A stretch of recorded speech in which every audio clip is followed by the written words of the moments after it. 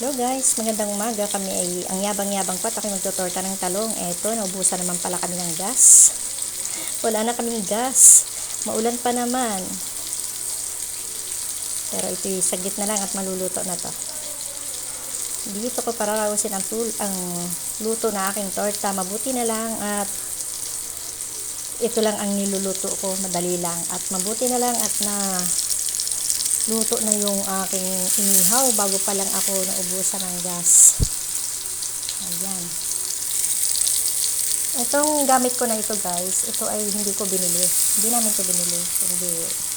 Ang anak ko ay medyo may swerte sa mga raffle sa kanyang trabaho. Kaya pinapanalunan niya. Marami siyang napanalunan na mga gamit-gamit. Tulad ng isa na itong aming oven. Panalunan niya rin yan. Wala akong binili sa gamit na yan.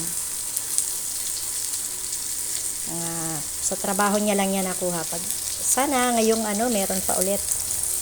Kaso panibagong work niya yan.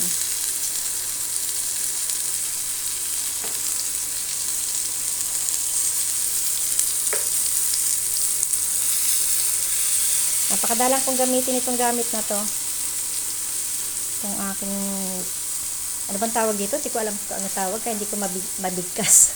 hindi ko masabi kung ano to. Basta gamit yan sa pagluluto. Oh. So, pwede sa may sabaw.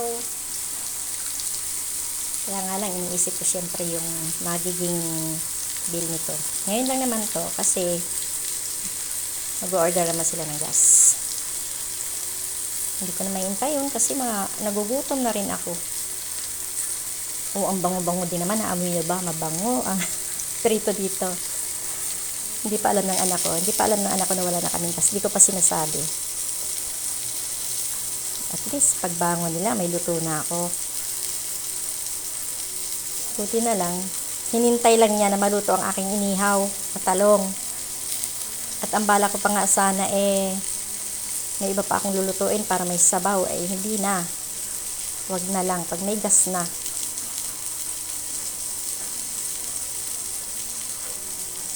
Ihaw, prito.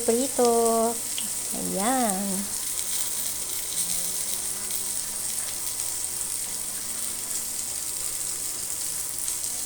Bye-bye guys. Thank you sa inyong lahat. Mag-ingat kayong lahat dahil napakaulan. Kung may lalabas sa inyo, magsuot kayo ng raincoat, magdala ng payong, hanggat maaari, magbota.